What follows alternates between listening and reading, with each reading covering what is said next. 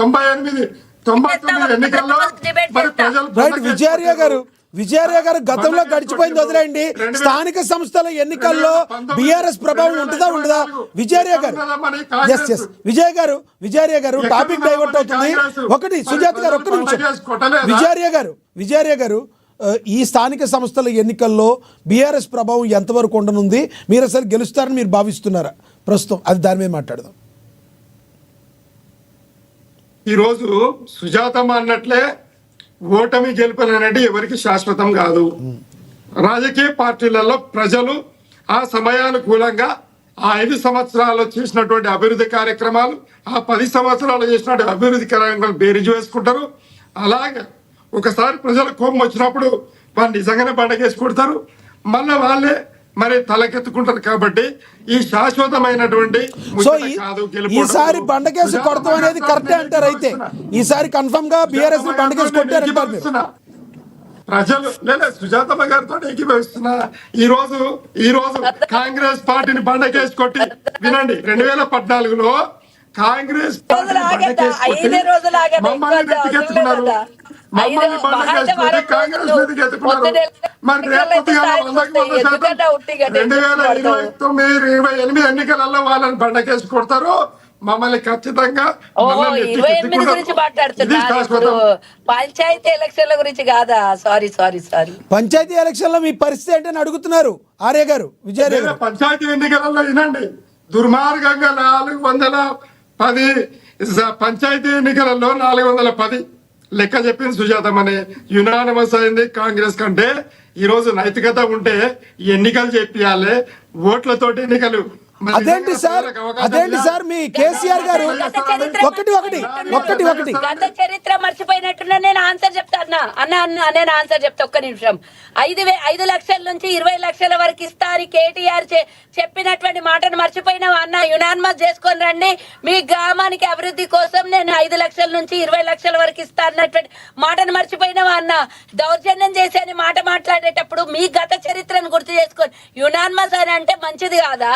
Unanimous అందరు అభ్యర్థులు అందరు కలిసి యునానిమస్ లేదు. సుజాత గారు కేసీఆర్ గారిని కొత్తగూడెం జిల్లా సర్పంచులందరూ కలిసి యునానిమస్ చేశామని, కొత్తగూడెం జిల్లాలో ఒక గ్రామం సర్పంచులందరూ కలిసి యునానిమస్ చేశామని కేసీఆర్ గారిని కలిశారు నిన్న అక్కడ ఆ గ్రామం యునానిమస్ అయింది. దాని గురించి కూడా అడగాలి.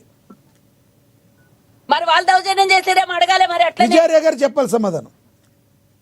ఇప్పుడు దీంట్లో యునానిమస్ అవ్వడంలో ఎట్లయినా అసలు వాస్తవాలు ఏంటి అంటే, యునానిమస్ కావడము గ్రామ పంచాయతీ ఎన్నికలకు రాజకీయ పార్టీలకు ఏం సంబంధం లేదు. రాజకీయ పార్టీలకు సంబంధం లేదు. అది రాజ్యాంగబద్ధంగా ఇండిపెండెంట్ గా ఎన్నికలు జరుగుతాయి. గ్రామ పంచాయతీలకు పార్టీల పరంగా ఎంపీటీసీల నుండి జెడ్పీటీసీలు, తర్వాత జిల్లా పరిషత్ ఎన్నికలు, మండల పరిషత్ ఎన్నికలు, ఎంపీటీసీలు అయి తర్వాత మరి మున్సిపాలిటీలే జరుగుతాయి, కార్పొరేషన్లు జరుగుతాయి. ఇది అందరికి తెలిసిన విషయమే. కానీ గ్రామాలలో అంత గ్రూపు, అది వ్యక్తిగతంగా వ్యక్తి మీద ఆధారిత పడి జరిగే ఎన్నికలు. కాబట్టి అందులో పార్టీలు లేకుండా, రాజకీయ పార్టీలు లేకుండా ఎన్నికలు జరగని మాట వాస్తవమే. దాంట్లో బలాబలాల్లో మా పార్టీ నాయకుడు సర్పంచ్ ఉండాలని, మా పార్టీ నాయకుడు వార్డు మెంబర్ ఉండాలని ఏ పార్టీ అయినా ప్రయత్నం చేస్తుంది. అది కాంగ్రెస్ చేస్తుంది, మేము చేస్తాం, భారతీయ జనతా పార్టీ చేస్తుంది. దాంట్లో ఎవరు వెనుకకు పోయేది లేదు. కానీ మనమేమంటున్నామంటే, చరిత్రను ఉన్నట్టు రాజ్యాంగబద్ధంగా నడపకుండా ఈరోజు గ్రామాలకు శాశ్వతమైనటువంటి ఒక ఆర్థిక ప్రణాళికనంటే ఆర్థిక స్వేచ్ఛనివ్వకుండా మరి కాంగ్రెస్ పార్టీ గత చరిత్రను మర్చిపోయి మాట్లాడితే మేమేం చేస్తాం? ఈరోజు గ్రామంలో ఉన్నటువంటి మొత్తం వనరులను ఆదాయాన్ని మొత్తం సీఎం అకౌంట్లో వేసుకొని ఎవరు చరిత్రను సృష్టించారు? కాంగ్రెస్ పార్టీ సృష్టించింది. వాళ్లకు గ్రామీణులకు, గ్రామీణ ప్రజలకు, గ్రామ పంచాయతీలకు స్వేచ్ఛ లేదు. ఇది వాస్తవం. కాబట్టి ఆ స్వేచ్ఛను ఆ ప్రజలకు ఇవ్వాల్సిన అవసరం అన్ని రాజకీయ పార్టీలకు ఉన్నది.